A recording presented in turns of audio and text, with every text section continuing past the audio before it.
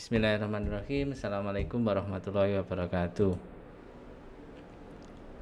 Waalaikumsalam warahmatullahi wabarakatuh. Assalamualaikum warahmatullahi wabarakatuh.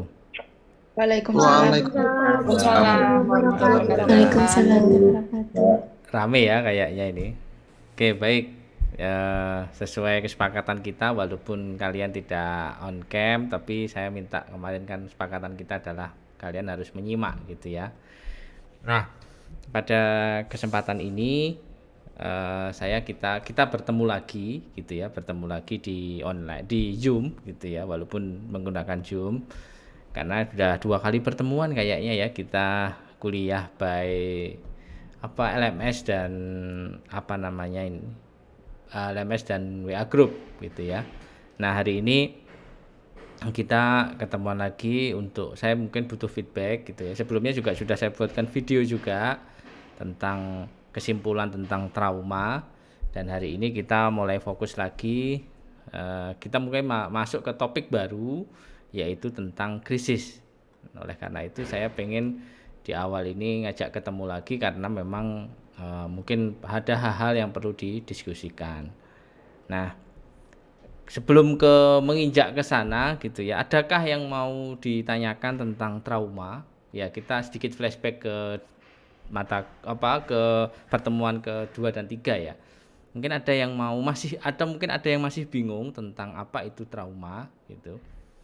Adakah atau mungkin ada beberapa diskusi yang kemarin yang tidak terjawab atau bahkan yang saya janjikan saya jawab dengan bertemu, adakah gitu? Mungkin ada yang mau bertanya mungkin di awal kuliah ini? Saya Pak, Ya, silahkan terkait dengan trauma ya. Oke. iya, kemarin sempat saya saat diskusi di WhatsApp grup itu, mohon maaf Pak, pertanyaan saya masih belum dijawab. Jadi untuk pertanyaannya seperti ini Pak, dalam mengatasi adanya trauma seseorang, selain melibatkan psikolog atau profesional dalam bidangnya, apakah betul untuk mengatasi trauma tersebut dengan cara lain, yakni mengatasinya dengan melawan ketakutan itu sendiri? Contohnya itu seperti ini Pak, bila mana seseorang itu mengalami trauma pada bullying, sehingga tingkat sosialisasi terhadap seseorang kan akan menurun Pak. Nah, takut untuk bertemu orang baru dan takut untuk berteman seperti itu. Lalu apakah kita harus mencoba untuk melawan rasa takut itu untuk mencoba sosialisasi tersebut, Pak? Ya. Jadi intinya melawan ketakutan itu tersendiri, Pak, seperti itu. Terima kasih. Ya. Ya, saya rasa benar ya. Saya rasa benar. Jadi cara mengatasi trauma itu kalau konteksnya adalah misalnya secara individu atau self healing sendiri, yaitu salah satunya dengan melawan itu tadi, melawan rasa takut itu.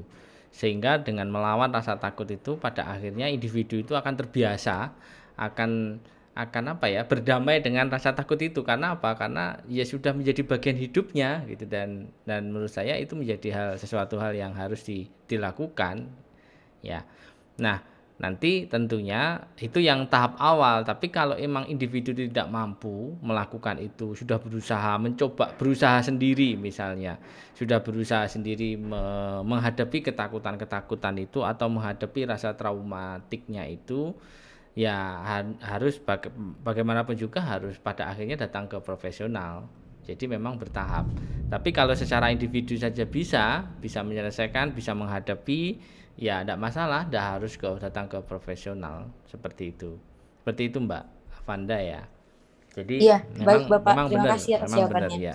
Harus dilawan rasa rasa ketakutannya itu harus dilawan.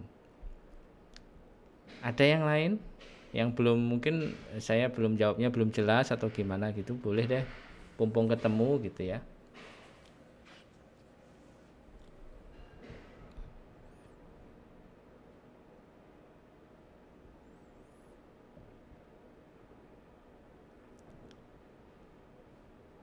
Oke, saya rasa cukup ya. Nanti bisa di akhir kuliah kalau memang ada pertanyaan. Saya rasa cukup, semoga paham gitu ya. Semoga paham. Di video saya itu saya rasa sudah sangat jelas tentang membahas tentang apa itu trauma. Nah, hari ini saya akan mencoba share tentang apa itu krisis ya. Nah, krisis itu apa bedanya dengan trauma? Nah, Ini hari ini kita akan membahas ini tentang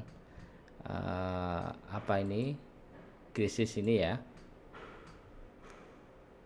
Kelihatan ya PowerPoint saya? Kelihatan Bapak. Oke.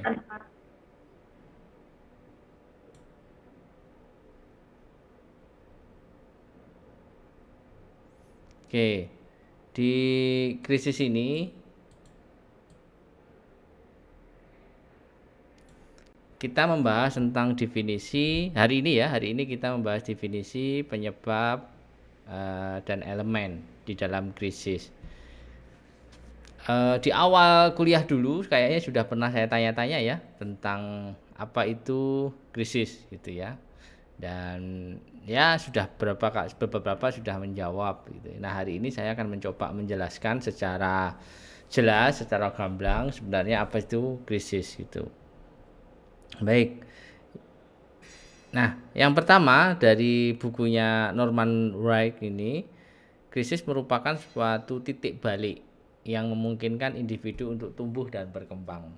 Ini yang saya bold ini menjadi catatan ya, yang saya bold ini menjadi sesuatu hal yang harus diperhatikan atau menyebabkan dirinya merasa tidak puas, gagal, dan kehidupannya yang kacau balau.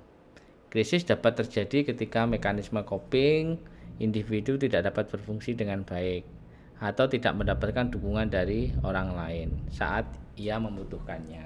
Nah, dari definisinya Norman Wright ini yang bisa saya garis bawahi adalah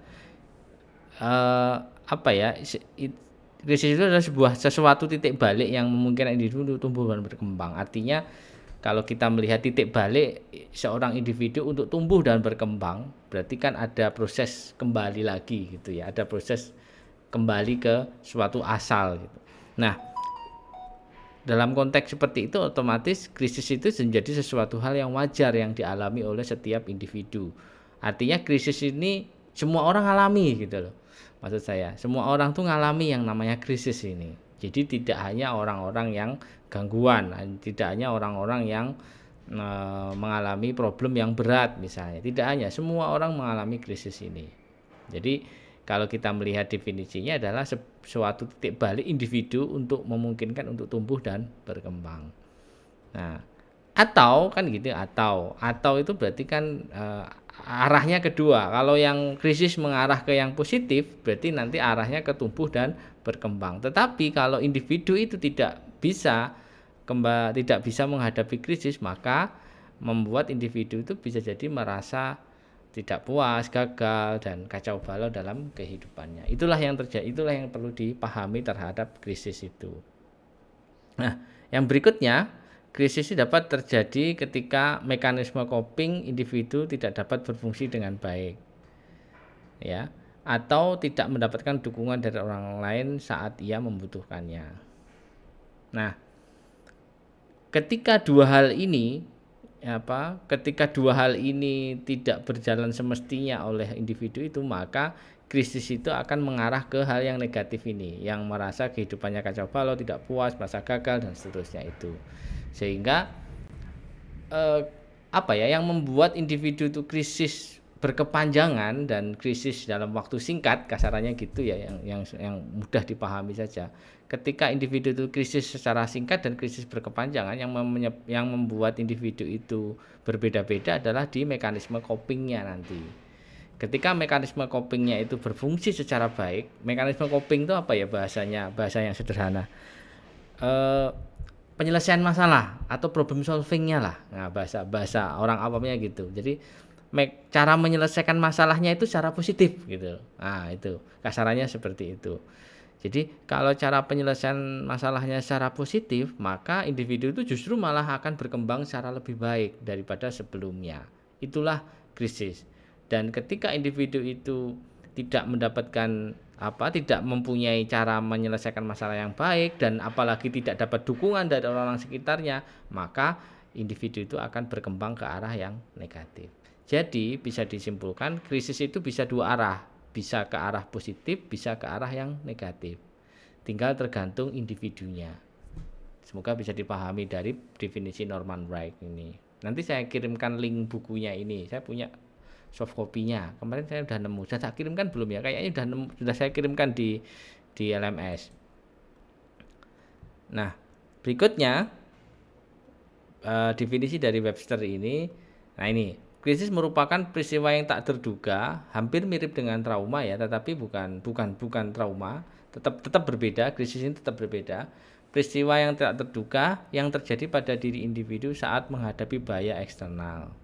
Jadi peristiwa-peristiwa yang terjadi pada individu yang sifatnya itu mungkin eksternal. Hal ini dapat menyebabkan individu merasa tidak berfungsi secara optimal. Misalnya ini kehidupan yang tidak seimbang, kecemasan, serta adanya tekanan darah yang meningkat. Ini kalau dari konteks fisik ya. Jadi ada tekanan darah yang meningkat, dari secara fisik pun juga ngikuti gitu ya. Nah, ini menurut Webster ini. Krisis juga terkait dengan ketidakmampuan mekanisme coping ini. Nah, tadi juga di Norman Wright juga ada ya mekanisme coping ini. Jadi memang kuncinya di situ. Kuncinya adalah di mekanisme coping dan kalau di Webster ini ada tambahan ketidakmatangan emosi terhadap dirinya. Jadi ketika ketidakmatangan emosi inilah yang menyebabkan individu itu pada akhirnya akan mengalami krisis yang berkepanjangan. Oke, nanti bisa saya eksplor lah apa sih mekanisme coping dan kematangan emosi ini. Bisa deh ditanyakan nanti. Nah, berikutnya menurut Kaplan, krisis terjadi ketika individu menghadapi masalah yang tidak dapat diselesaikan. Nah, ini sebenarnya bisa jadi krisis itu secara singkatnya kalau menurut Kaplan ini adalah ketika individu tidak mampu menyelesaikan masalah secara tepat dan benar dan cepat, sebenarnya orang itu sudah mengalami krisis gitu loh. Jadi sederhananya kalau Anda mau mendefinisikan krisis itu apa, Pak? Ya, krisis itu sebuah kondisi seseorang ketika seseorang itu tidak dapat menyelesaikan masalah. Itu sebenarnya krisis. Nah, tinggal tergantung seberapa lama itu. Kalau nanti itu terjadi berangsur secara bertahun-tahun ya nanti bisa menjadi masalah-masalah yang lebih serius tentunya. Ya tadi seperti definisi si Norman Wright tadi. Nah, sehingga yang terjadi ketika orang itu tidak bisa menyelesaikan masalah pasti timbul ketegangan. Nah, ini tanda-tanda kecemasan. Arahnya ke sana nanti, arahnya ke kecemasan, dan ketegangan, emosional, disfungsi sosial. Disfungsi sosial itu mungkin sudah mulai menarik diri, nggak mau berhubungan dengan teman gitu ya. Nah, ini kalau dalam konteks dalam kurun waktu yang lama. Nanti arahnya ke sana. Arahnya ke arah seperti ini. Oke. Robert juga mendefinisikan periode keseimbangan kondisi psikologis seseorang sebagai akibat dari peristiwa yang berbahaya. Nah, ini definisi-definisi yang bisa dipahami. Yang sangat kacau yang tidak dapat diperbaiki dengan menggunakan mekanisme copingnya. Nah, ini ujung-ujungnya ke mekanisme coping ya memang ya. Nah, coba Anda renungkan sendiri kira-kira apa sih yang dimaksud mekanisme coping kok dari tadi muncul terus gitu ya. Dan krisis itu kondisi yang seperti apa gitu. Coba nanti bisa dipahami setelah ini saya akan mencoba untuk mengajak diskusi Anda tentang apa itu krisis. Terus yang terbaru James Gillian menjelaskan sebagai peristiwa atau situasi yang dianggap sulit. Nah, sebagai kondisi yang sangat berat melebihi sumber daya yang tersedia dari individu dan mekanisme coping. Nah, ini yang menurut saya definisi yang terakhir ini agak lebih mengkerucut gitu ya. Agak lebih jelas kalau menurut saya. Jadi krisis itu adalah sebuah masalah, sebuah kondisi, bukan masalah ya, sebuah kondisi individu yang menyebabkan individu itu merasa tidak mampu menghadapi atau mungkin masalah yang terjadi pada individu atau situasi yang terjadi pada individu itu melebihi dari kapasitas kemampuannya gitu. Nah, ini melebihi sumber daya yang tersedia di individu itu. Ini ibaratnya itu dia itu sudah tidak mampu lagi menghadapi itu gitu ya. Sudah di luar masalahnya itu sudah di luar dari masalah yang biasa dia sering terjadi. Sehingga dan mekanisme coping itu kan sama tadi terkait dengan pemecahan masalahnya. Artinya dia belum pernah memecahkan masalah yang seperti itu. Itulah kondisi orang itu mengalami krisis. Nah, ini udah agak lebih jelas ya. Semoga bisa dipahami ini. Oke. Dari sini dulu sebelum saya bertanya kepada Anda, adakah yang mau ditanyakan tentang definisi ini? Jadi yang jelas perlu digarisbawahi kalau Norman Wright ini dia berpendapat krisis itu bisa dua arah loh. Kalau individu itu bisa mengalami terhadap apa adanya situasi yang membuat dia mengalami krisis, tetapi kalau individu itu segera pulih dari krisisnya maka dia itu akan tumbuh dan berkembang. Justru akan tumbuh dan berkembang arah yang lebih baik daripada sebelumnya. Nah, ini menurut Norman Wright. Terus juga ini Webster peristiwa yang tak terduga. Nah, peristiwa yang tak terduga inilah yang menyebabkan seseorang itu krisis.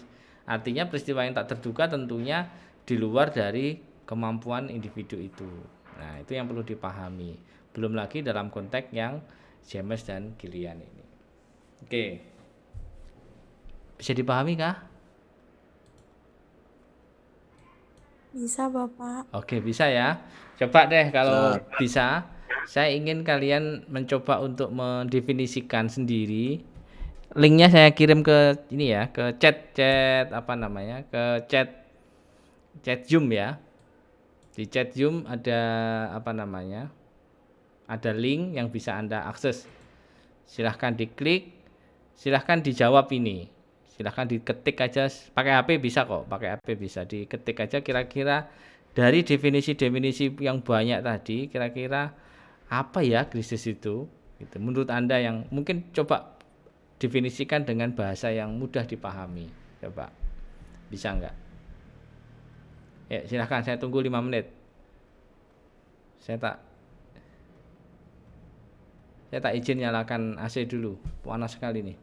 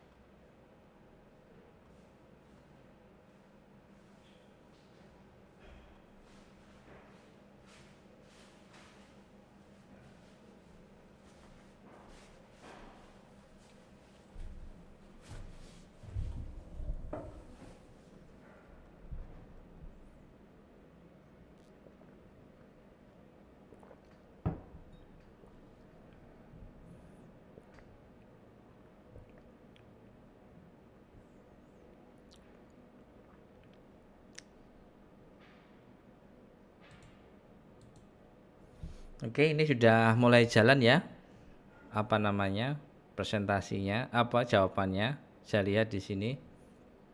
Saya tunggu dulu sebelum ya minimal 50% lah. Saya buka. Coba apakah sudah bisa dipahami tentang krisis ini.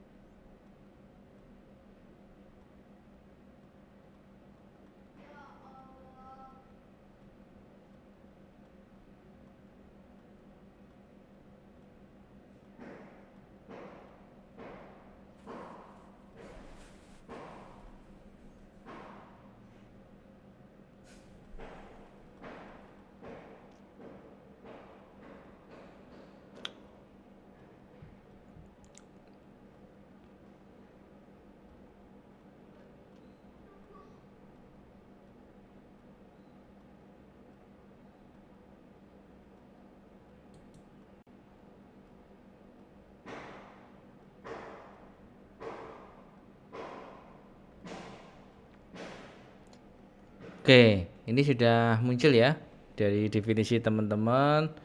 Coba kita lihat definisi kalian semua.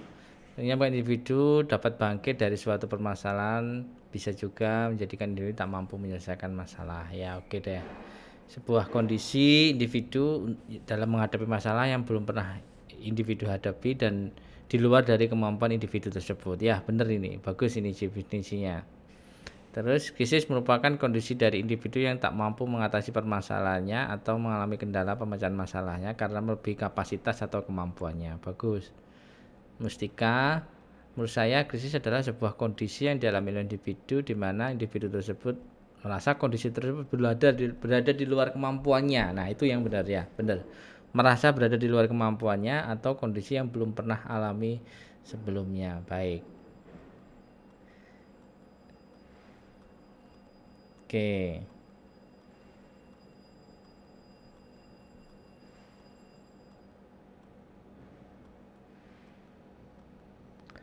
Keadaan sesuatu masalah yang sangat berat di mana permasalahan tersebut masih belum selesai.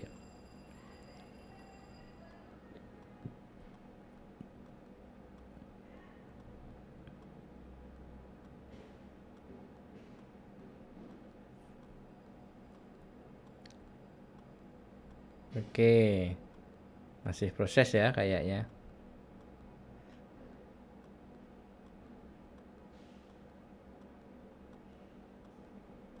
Oke, benar ini ya.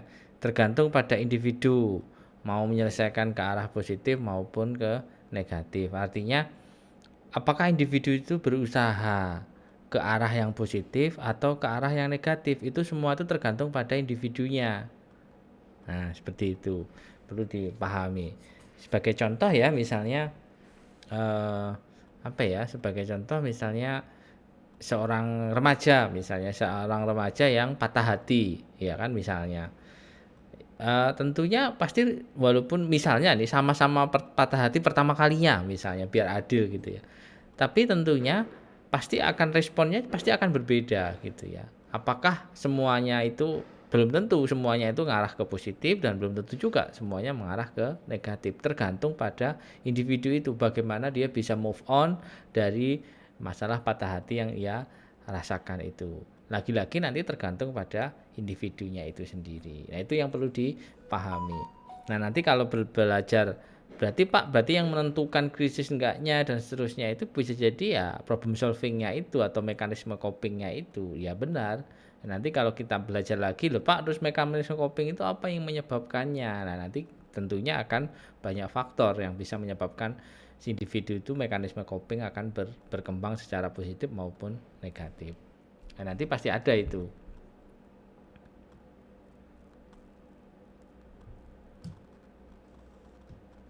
Nah, gitu ya. Terus coba deh kita lihat lagi yang lainnya. Nah, benar ini. Singkat saja ini bahasa yang sederhana ya.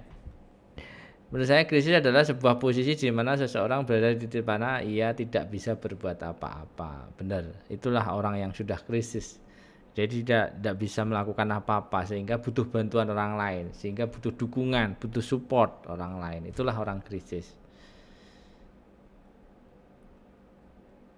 Oke. Ini belum tepat ya, ini siapa ini saya nggak tahu. Peristiwa yang tak terduga berdampak secara negatif. Bukan itu krisis. Karena krisis itu bisa mengarah ke positif.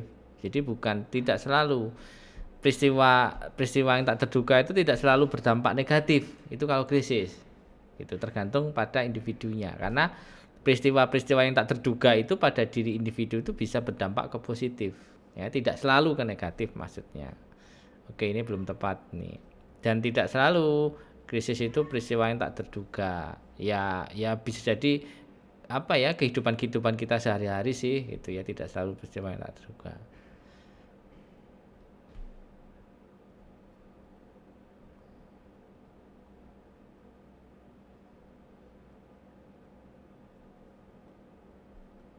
Oke. Krisis merupakan suatu persepsi atau respon setiap orang menghadapi peristiwa. Tetapi bukan berbicara persepsi ini, tapi lebih ke bagaimana individu itu menghadapi sebuah masalah.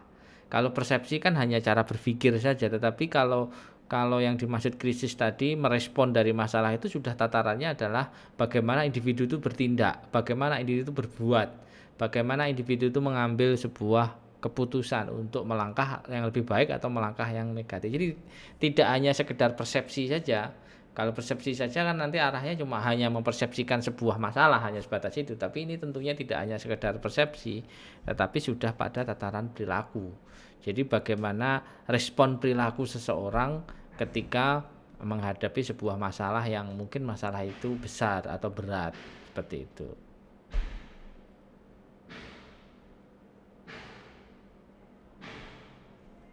Oke, kurang lebih seperti itu ya. Dari respon teman-teman saya rasa sudah lumayan, sudah mulai adalah mengarah ke hal yang benar, walaupun juga masih ada yang belum benar juga. Ya enggak masalah lah, ini kan masih proses ya.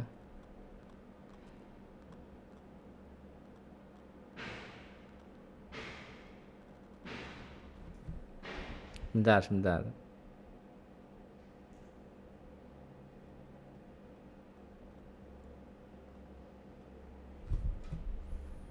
Oke, sampai sini mungkin ada yang mau ditanyakan? Sebelum lanjut ke penyebab krisis.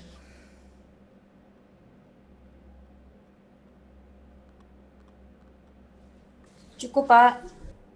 Ya.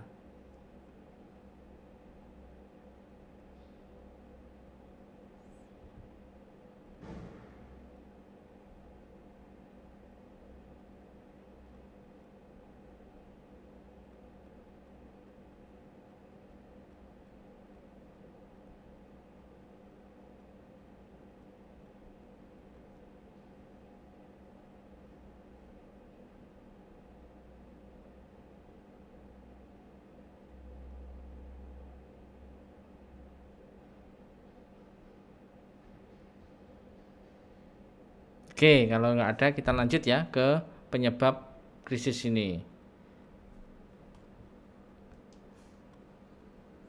Nah, penyebab krisis ini ya ini tadi pada akhirnya bisa mengarah ke apa namanya ke arah ke mekanisme coping tadi bisa jadi.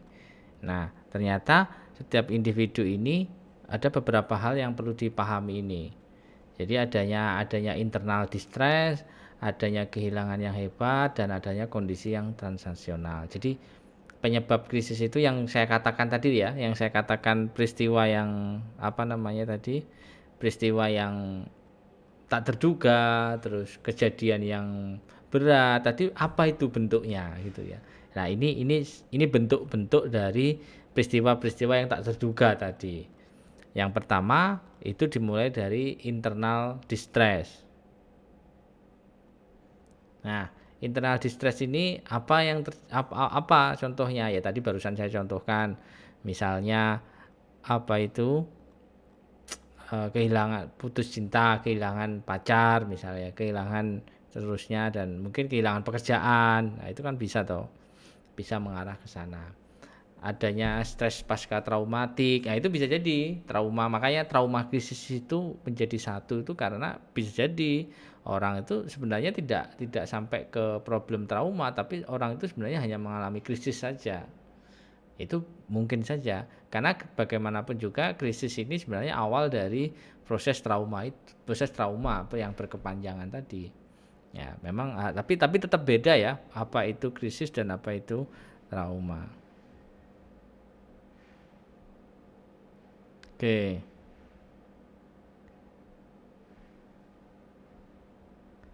Yang berikutnya, setelah adanya internal distress, berikutnya ada kehilangan yang hebat. Nah, kehilangan hebat ini berbicara terkait dengan ya tadi kematian, tragedi, operasi misalnya, atau mungkin cacat gitu ya, cacat habis perang misalnya ya, kehilangan salah satu anggota tubuh, atau karena sakit pada akhirnya kehilangan anggota tubuh dan seterusnya.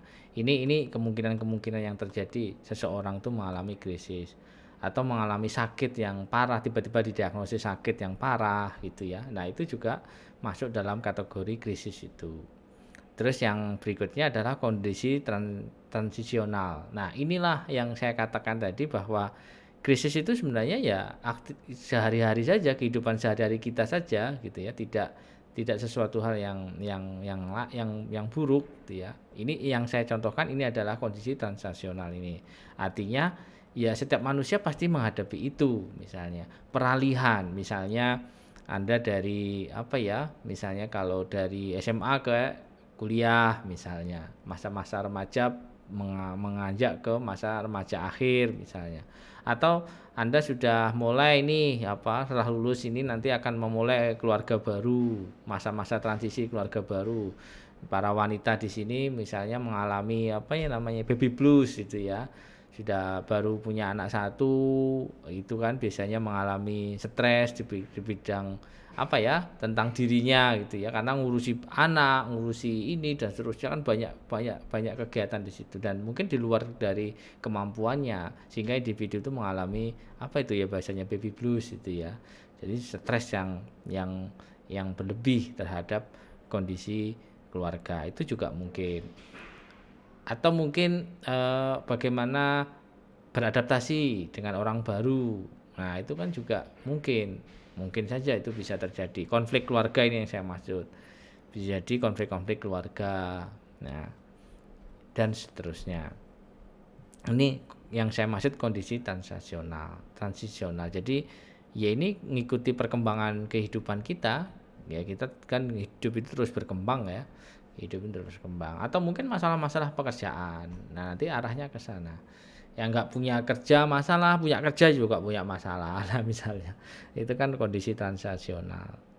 Oke, ini penyebab krisis itu arahnya ya kurang lebih dibagi menjadi tiga kelompok ini. Nanti tinggal tergantung individu itu yang mana yang menyebabkan, sehingga nanti ketika Anda melakukan konseling ya mungkin diawali dengan asesmen dulu. Anda harus menemukan dulu kira-kira orang ini mengalami krisis itu apa yang menyebabkan individu itu mengalami krisis, apakah dari internalnya, apakah dari kehilangan ini, apakah transisional, harus ditemukan dulu. Nah, ini nanti yang akan jadi pokok pembahasan di konseling ketika sudah ditemukan penyebab krisis itu sendiri. Nah, yang berikutnya ini tahapan-tahapan dari periode krisis. Nah, ini sebenarnya sebuah proses saja ya, sebuah proses ketika individu itu mengalami krisis step by stepnya. Dimulai dari ketika individu itu mengalami peristiwa yang membuat dia mengalami krisis, maka individu itu pasti diawali dari ketegangan-tegangan dulu. Dia pasti adanya ketegangan dalam dirinya, misalnya dia mengalami stres gitu ya, stres yang berkepanjangan atau stres yang akut gitu ya, sehingga membangkitkan respon-respon kebiasaan yang adaptif misalnya ya, membangkitkan respon-respon kebiasaan yang mungkin di luar dari kebiasaan individu itu.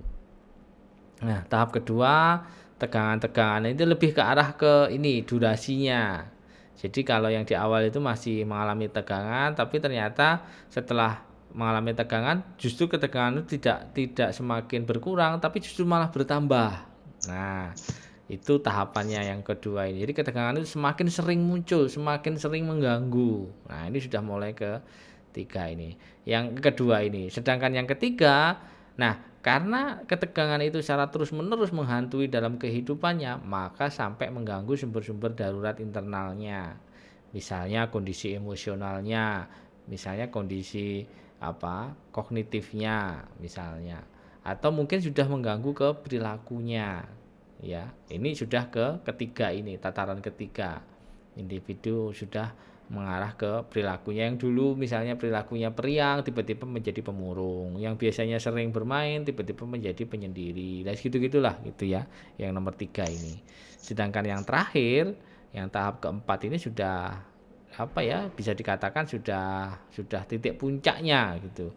Bahkan sudah mengganggu dari disfungsi secara individunya. Ya, disfungsi dalam konteks perilaku, misalnya sudah yang dulu kalau konteks trauma yang sudah akut itu kan dulu yang saya katakan itu dampaknya sudah ke arah ke emosi yang telah hilang, misalnya sudah tidak bisa merasakan bagaimana perasaan sedih, bahagia, karena sudah campur aduk menjadi satu, sehingga dia bingung sebenarnya saya itu sedih atau bahagia atau kecewa atau marah sih, kok kayaknya nggak bisa merasakan ya saya itu, misalnya sudah seperti itu.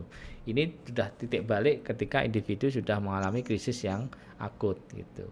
Nah, ini sebuah tahapan dan setiap individu tidak selalu sampai ke 4, tidak semua individu juga hanya posisi nomor 3 saja, yaitu tergantung pada kemampuan individunya itu dalam menghadapi masalah. Itu yang harus perlu dipahami. satu lagi yang akan saya jelaskan tadi penyebab ya, ini 4 tahapan, dan yang terakhir ini adalah elemen ya, elemen krisis ini. Jadi elemen krisis itu bisa jadi sebenarnya orang menghadapi krisis itu ada masa-masa yang dimana individu itu mengalami tahapan-tahapan atau elemen-elemen ini. Dimulai dari yang pertama, jadi elemen krisis itu biasanya diawali dari peristiwa yang berbahaya. Jadi adanya peristiwa yang berbahaya atau adanya peristiwa yang membuat dirinya itu di luar dari kemampuannya tadi. Hampir mirip dengan trauma ya pada akhirnya ya. Hampir mirip dengan trauma. Tetapi peristiwa, kalau trauma itu kan peristiwanya sangat traumatis sekali. Tetapi kalau yang krisis itu lebih sebenarnya tidak se ekstrim trauma gitu ya. Peristiwa-peristiwa trauma gitu. Peristiwa-peristiwa yang terjadi itu misalnya peristiwa-peristiwa ya tadi seperti penyebab tadi yang sudah saya jelaskan.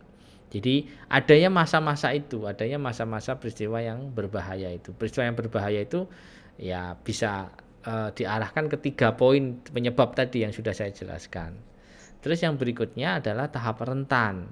Nah, ketika kondisi individu itu sudah menghadapi peristiwa yang berbahaya, maka individu itu mengalami kerentanan itu tadi. Bisa saya katakan kerentanan psikologis.